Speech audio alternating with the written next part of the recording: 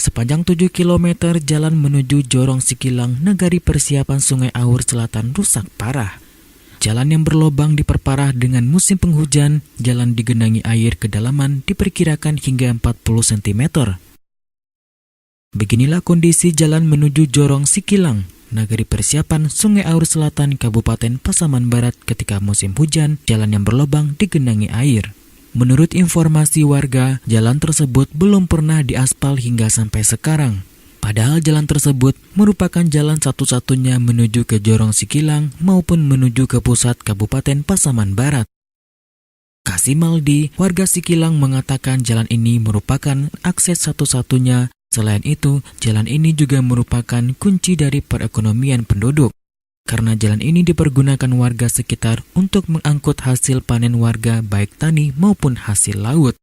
Bahkan tak heran, bahan pokok di wilayah tersebut lebih mahal dibandingkan dengan wilayah sekitar pusat kabupaten. Karena disebabkan jalan yang rusak parah, juga jarak tempuh menuju pusat kecamatan ataupun ke pusat kabupaten cukup jauh.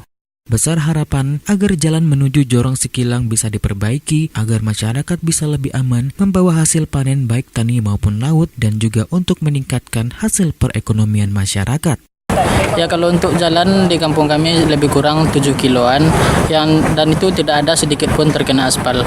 Sedangkan jalan kami itu sudah lama dan tidak ada pun sedikit pun perhatian pemerintah untuk kami. Ya, kondisi jalan di kampung kami saat sekarang ini ya seperti biasanya. Kalau hujan ya berlubang, kalau lubang-lubang itu terisi air seperti kolam renang. Untuk perekonomian masyarakat di kampung kami sangat berpengaruh karena itu menghambat untuk masyarakat melakukan penjualan atau mengekspor ekonomi yang ada di sana. Depannya kami berharap kepada pemerintah bisa untuk memperhatikan kampung kami ini terutama untuk masalah jalan agar masyarakat kami lebih membantu perekonomian masyarakat yang ada di kampung kami. Dari Kabupaten Pasaman Barat, Tim Liputan Minangkabau TV melaporkan.